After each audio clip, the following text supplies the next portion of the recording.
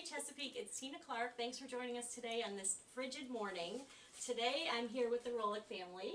Thanks you guys for joining us today. I have a couple questions for you, and you may already know this family from around the community.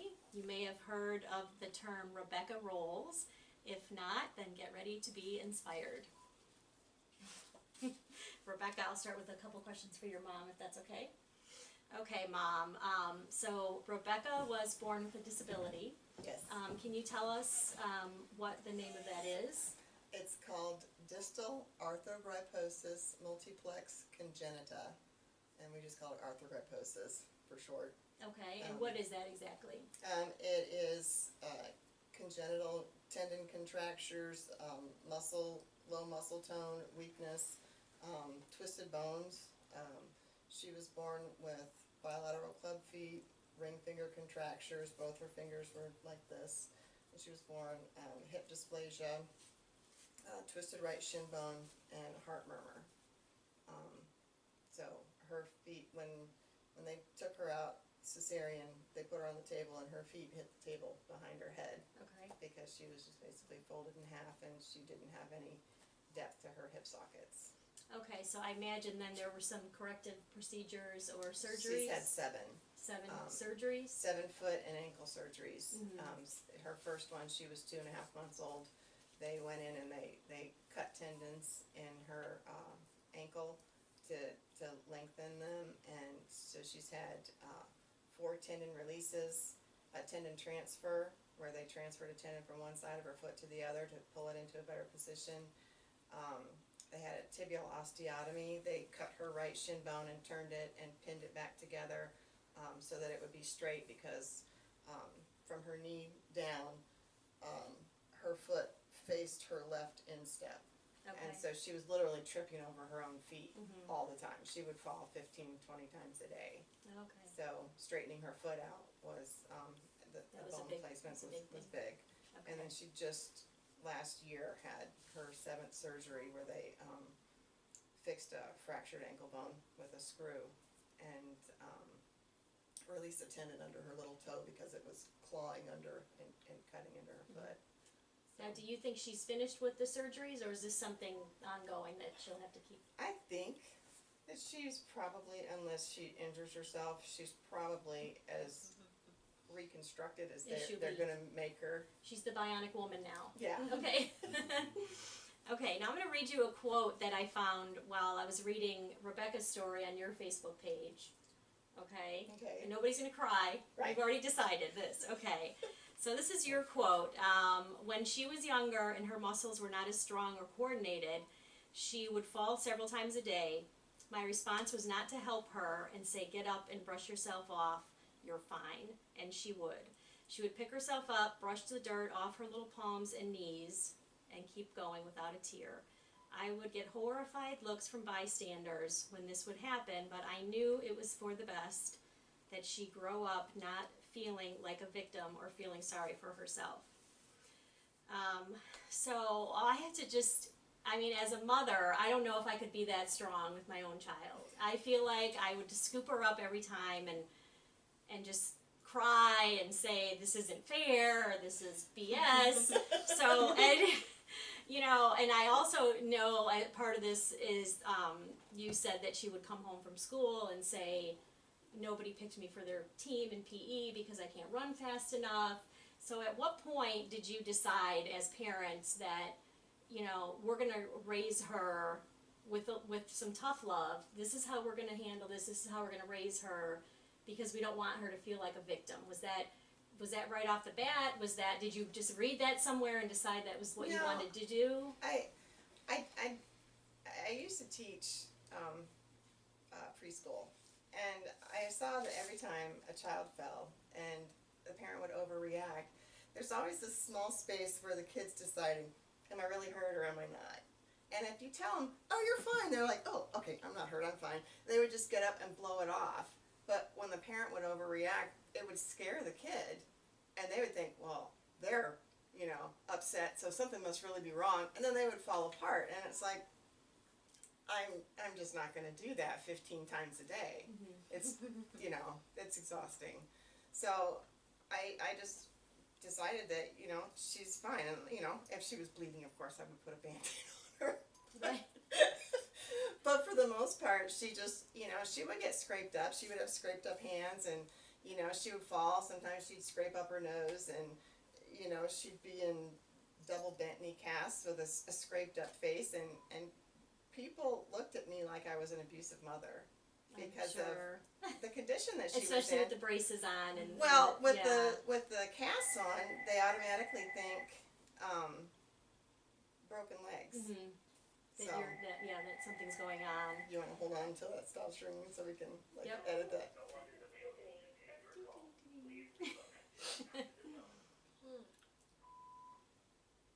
Okay. Did you want to re-ask it so we can? No, it's okay. It's okay. So okay.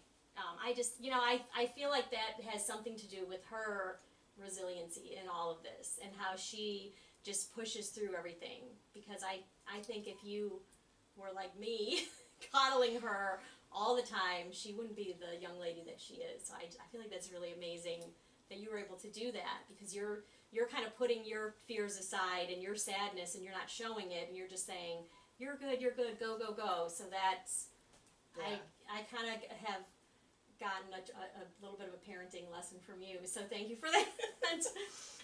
So Rebecca, gosh, I have 1,000 questions for you, but my tape is not that long, so I had to narrow them down, and your mom's been waiting all week for me to give her these questions, and she's even texting me, did you send me the questions yet? I said, I'm trying so hard, it's not like a mortgage broker where I go, hey, how are the mortgage rates? You know, I'm like, what am I going to ask this girl? I mean, I have so many questions, and people are going to love this video. It's just, I mean, I'm reading your story, and I'm crying, and I'm just so inspired by you and what you've been through, and you're such an amazing girl, and I'm so happy that you're going to sit here and talk to me. And one thing I want to ask you in all of this is, so your mom's just this mean mom, right? Knocking you down and not helping you up all this time, right? Is your dad mean too, or is he the softie in all of this? He kind of lets me do whatever I want, You know I'm just playing. You know I'm joking, right? Okay, I'm just joking. I'm totally joking. I was the one that was knocking her down. You guys are knocking her down. Okay, so let's talk about you now. You're a little bit older, and a little bit older, I mean you're 6, right? You're 6 years old, and you get invited to this Team Hoyt event. And I'd never heard about this, so I had to do some research and see what this is. But it's this really awesome event. So you get up there. Do you know what you're going into, or somebody just said, "Come on up and check this out"? My mom was like, hey, do you want to try this? And I'm like, sure. So you go up there and you meet Heather, Mm-hmm. okay, and she pushes you in this jogging stroller Mm-hmm. in a race, super fast, Mm-hmm. right? Yeah. And you love it. Yeah. You love it. So do you remember what that felt like the very first time? I remember it being very exhilarating because I've always loved speed. Mm-hmm. I've always loved going fast.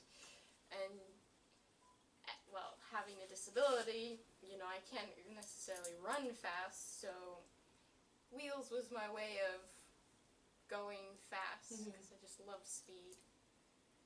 Yes, when I was younger, when we went to Disney World and I couldn't go on all the roller coasters because I wasn't tall enough, I would get upset.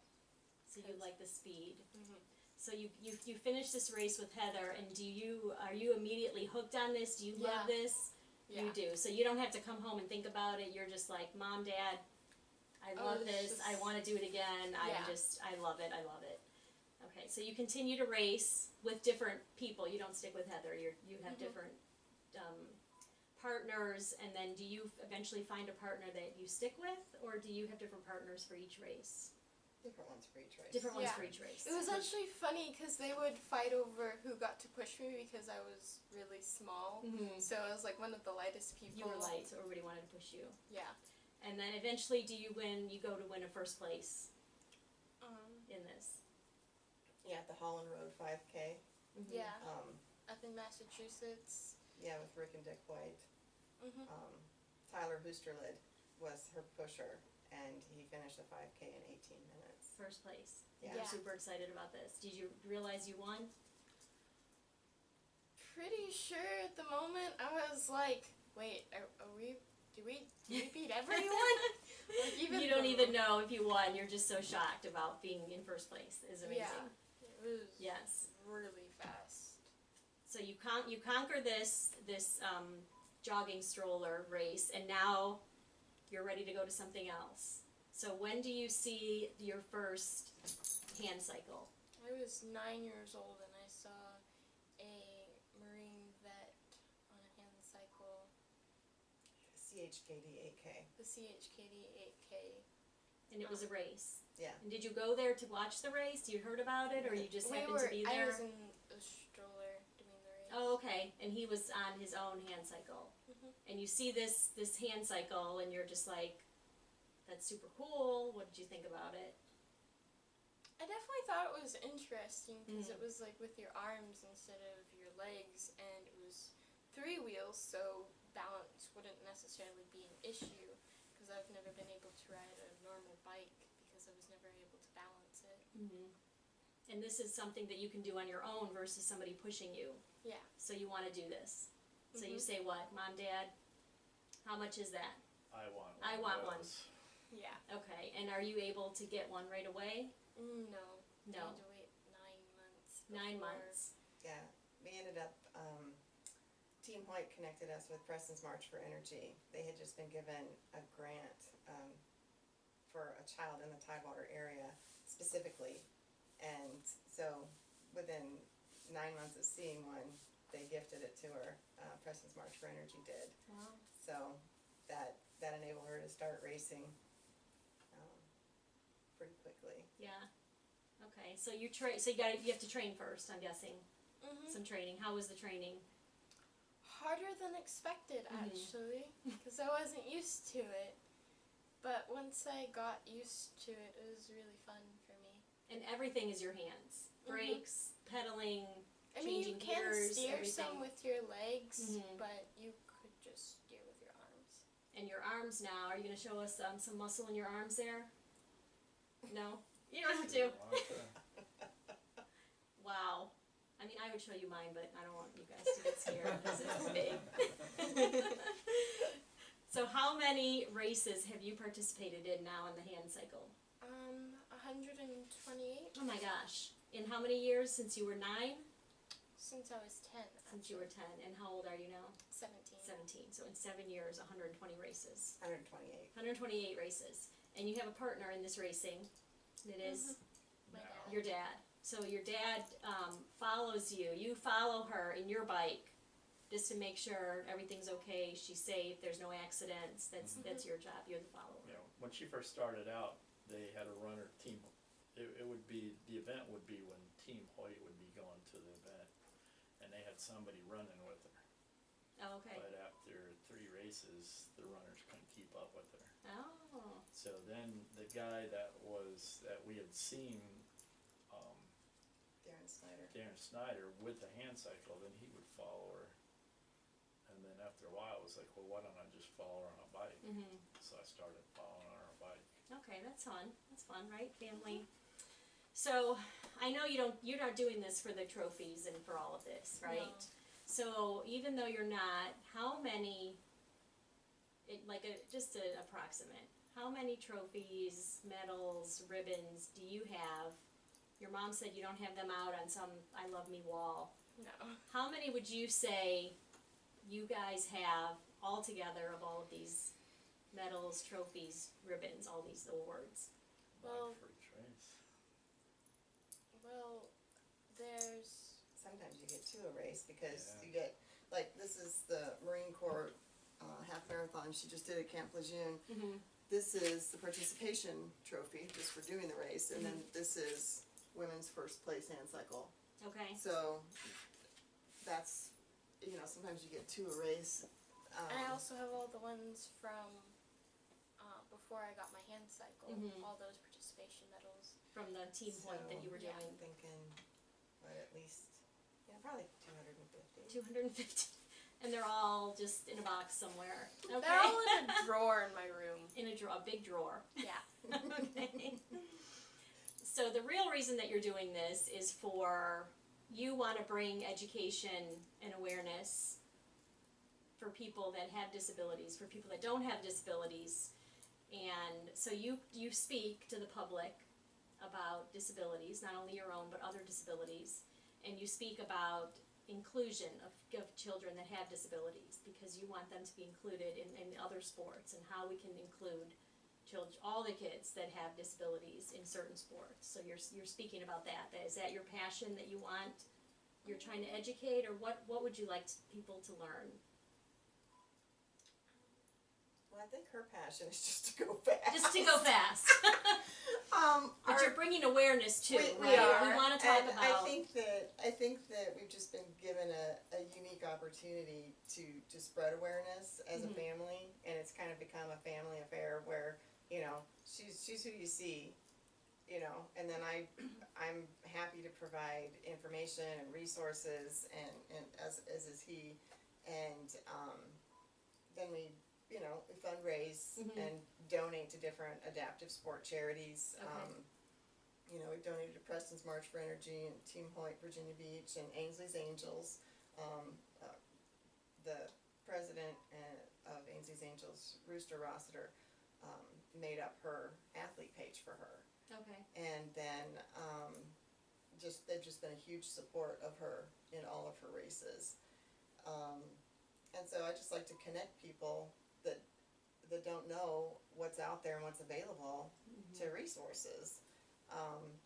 So that's just, it's kind of just a family affair of just connecting up people, and she's kind of the front man. That's really cool, and that she does, you know, this, we right? let other kids try her hand cycle to Okay, see if that's it's something that they would like to do. You know, her first hand cycle, we donated it to another little girl that wanted one, and you know, because I had 2 hand cycles in our little tiny living room, and with big feet, I was tripping all the time, and I was like, Lord, please just send someone that needs this. And we went to one of her races, and a grandmother was there with her granddaughter and her granddaughter's cousin, and her granddaughter's cousin had a disability and had been looking for a hand cycle. We're like, come You over, have one, yes. take ours. Please take this one. He fitted it all up to her. They loaded it up in their perfect. pickup truck and took it away, and it was just like, God's timing was just perfect. And she was so happy to have She it. was. Her That's grandparents and parents sent us thank you cards, and they were Oh. just so thrilled to have it, and it was just a blessing because it wasn't doing her any good. Right, it was But it knocking was your just so much foot, fun. breaking your foot. So you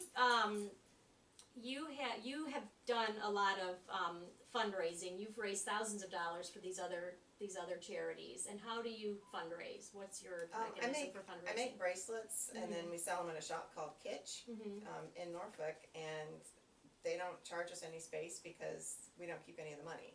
So we've been so far able to donate about $5,000 to different adaptive sport charities.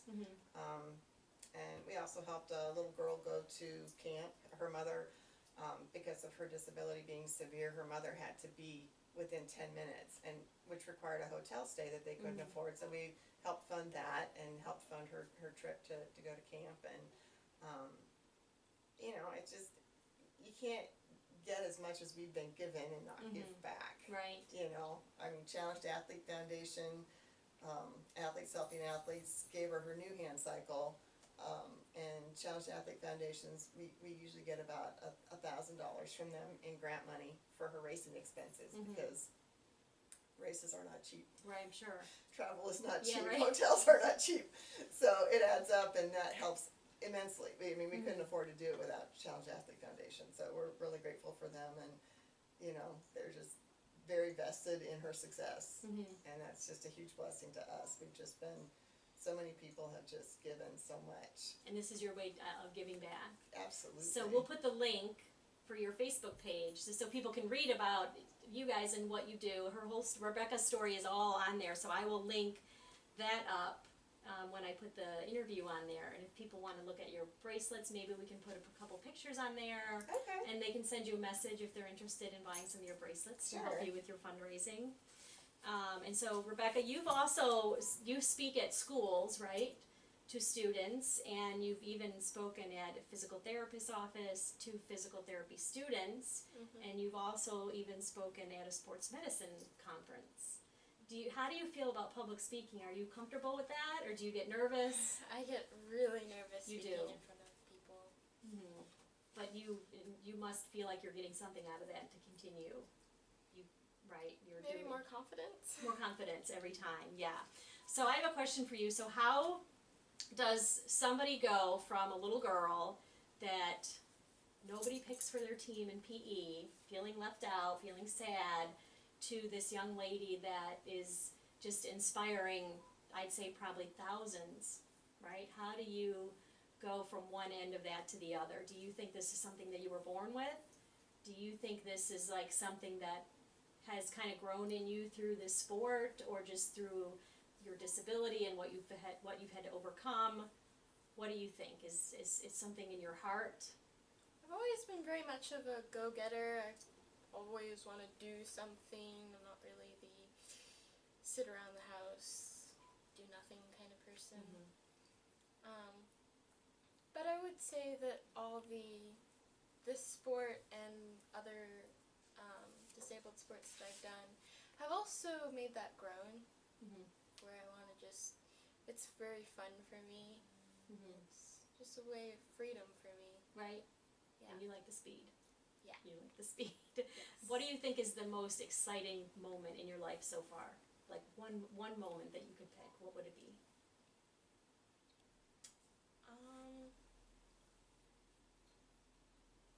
Didn't you say being the elite runner?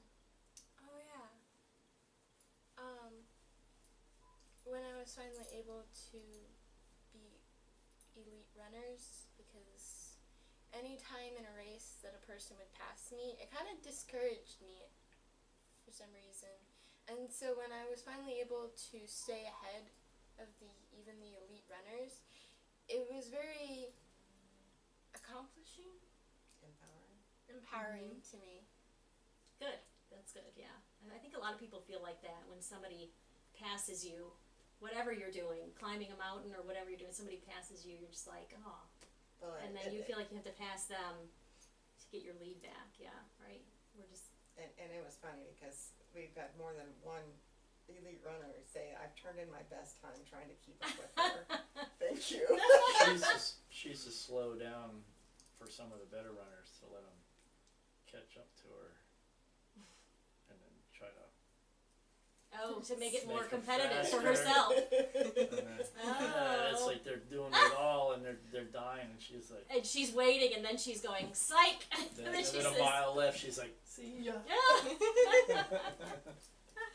That's awesome, that's awesome. And my last question for you is, what advice would you give to a teenager, or really any age person, I guess, that's having a difficult time in life? And whether it's a disability or just going through a struggle, what do you usually think of when you're having a hard time with something, or what kind of advice would you give them for getting through something difficult? To just never give up and to always persevere, because there's always something better around the corner. That's good advice. Well, thank you so much, honey, for doing this interview with me. I really enjoyed talking to you, and I'm so super proud of you.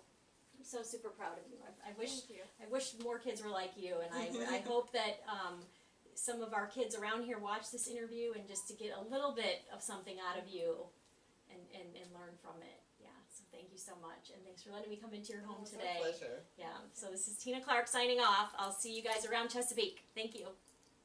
Good things. Thank you so much. Yeah. Oh.